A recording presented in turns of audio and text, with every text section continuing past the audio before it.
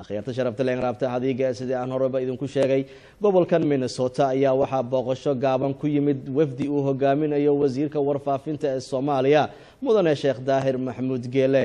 hadaba wafdigaasi ayaa waxa lagu soo dhaweeyay gobolkan Minnesota si aan caadi ahayn wafdiga ay hogaaminayo wasiirka warfaafinta ayaa uu booqday meelo ka tirsan gobolkan Minnesota idaacadaha gobolkan Minnesota asagoo tuur ku maray iyo waliba masaajidada waxaana uu la kulmay culamaadiinka gobolkan Minnesota ardayda dhalinyarada intaasi oo dhan waxaan filayaa inaad ka wada heli doontaan xaflad kale lagu qabtay jaamacadda Minnesota waxaasi oo dhan ayaan rabaa inaan idinku soo wareejiyo ee daawasho wanaagsan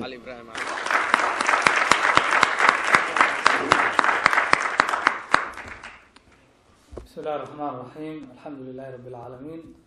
صلى الله على سيدنا محمد وآله وصحبه أجمعين وغيرهم وسلامتهم ضد صومالية هذه السلام عليكم ورحمة الله هذا هلك كجبحة ولا الوهابين هذه القالب واحد هنا من تانو عقول عن صهر فدي سرنتي فدي بدن إيو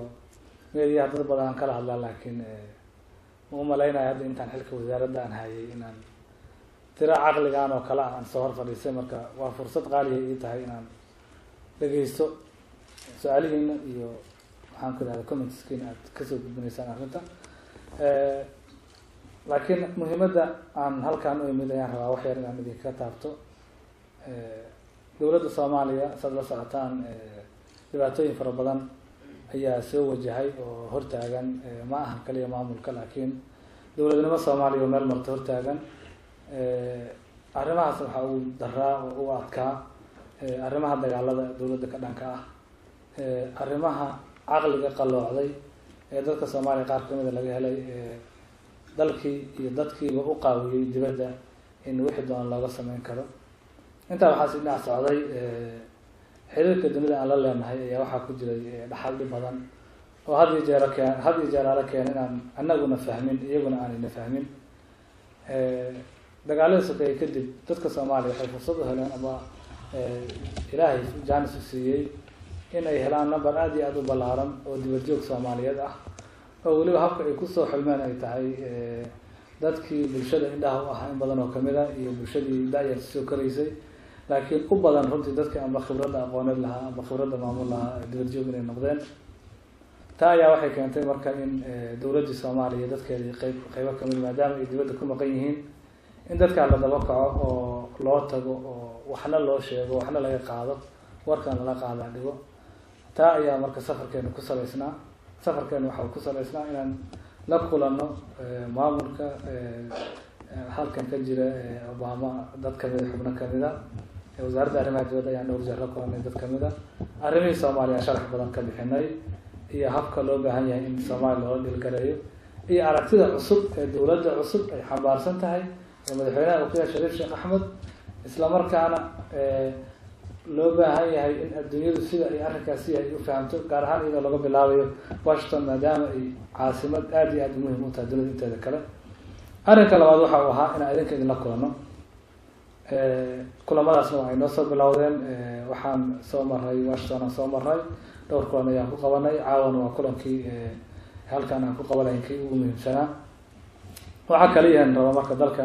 inaan idinka sheego waxa ay tahay mar raba waxyaabaha meediyaha iyo ka maqashaan oo la sheego laakiin waxaan rabaa inaan level academy kula hadlo dibku waxa uu ka bilowday fikrad qalloocatay oo raacay ficil qalloocday oo raacay burbur baahsan oo dhan kasta ah fikradda qalloocan waxay ku saleysan tahay dadkii Soomaaliga ahaa ee muslimka ahaa ayaa waxa yimid gruubo markay dhex qaadaan aan Soomaaliya ka arkaynin dad muslimiin inay yihiin dalkii Soomaaliya ee la yaqiinay ee xuduudaha lahaa ee calanka lahaa ayaa waxa yimiday dad ciidan wato oo wax macnaha u fadhiyaan jirin oo calankoodii meeshay tagaan ka siibay oo qofka Soomaaliga hadii uu baabay hadii uu burburay macnaha aan ugu fadhin wala socotaan oo dadku ay ku baabayaan marka la yiraahdo waxa la yiraahdaa hadee dagaalyahanku waa sidii malaayga oo kale biyo lagu dhex jiray waaye biyaha dan laga galo malaayga marka ugaarsanaysid malaayga dan kama galo dadkii Soomaaliya habkaas in loo la dhaqmo oo xuquuqdooda siyaasadeed ay baabado oo la yiraahdo calankii mideynaya calankoodii waa la siibaya la yiraahdo oo xuduuddii lagu yaqiinay la yidhahdo xuduudda annagana ma khusayso, oo la yidhahdo halka kan waxaan ka dhiganaynaa meel aan dulid inteeda kale u duulno, oo la yidhahdo xuquuq siyaasadeed oo aada leedihiin haba yaraatee ma jirto dalkiina aad ku leedihiin, oo la yidhaahdo dadka dibadda idinka imaanaya mudnaan bay idinka leeyihiin oo iyagaa maamulkii wixii la wadaagayo la wareegayo. arrimahaaba Soomaaliya mushkiladeeda lafdhabarka u ah. dad Soomaaliyeed ee siyaasad isku khilaafo ee mid yidhaahdo aniga waa mudan xilligan, mid kalena uu yidhahdo maya aniga waa kaa mudan,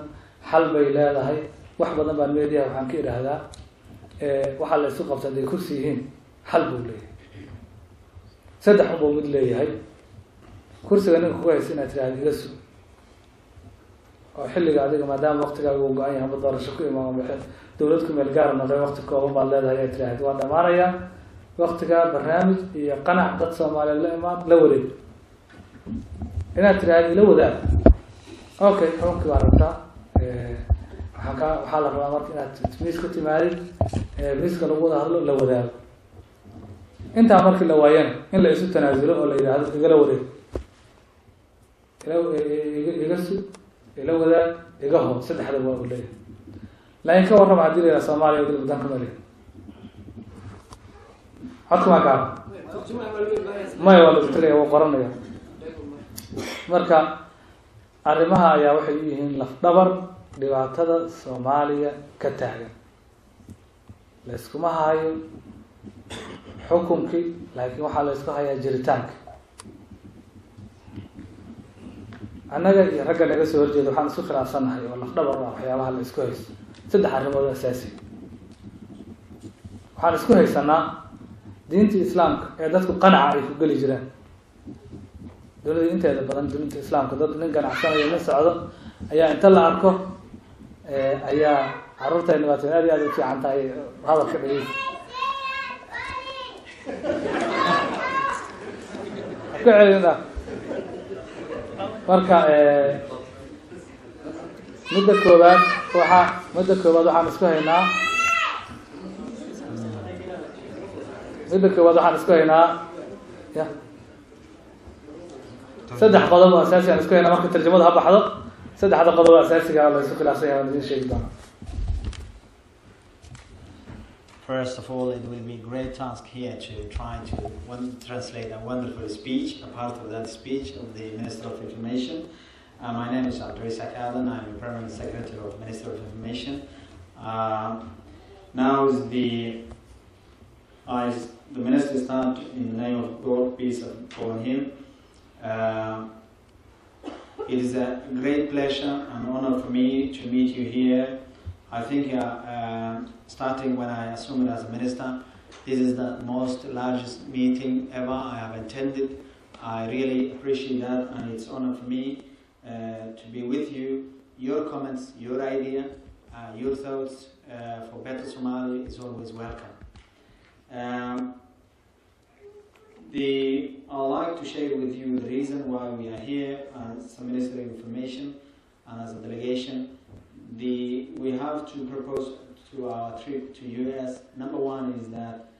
to discuss with the Obama administration, especially State Department, how we can improve the relationship between Somalia and the United States, and also how we can explore more and discuss more about and share with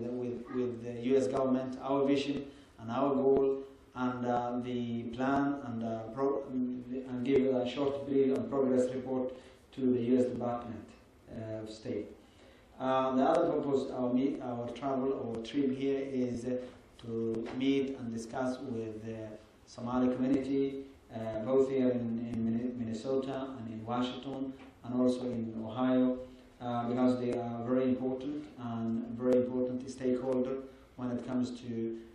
building peace of Somalia. Having said that, I think it will be worthy to give you an idea about what's going on in Somalia. What's going on actually in Somalia is about a wrong idea, and that wrong idea translated to the wrong action,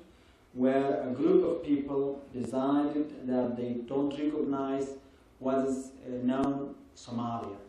They don't recognize Somali flag, they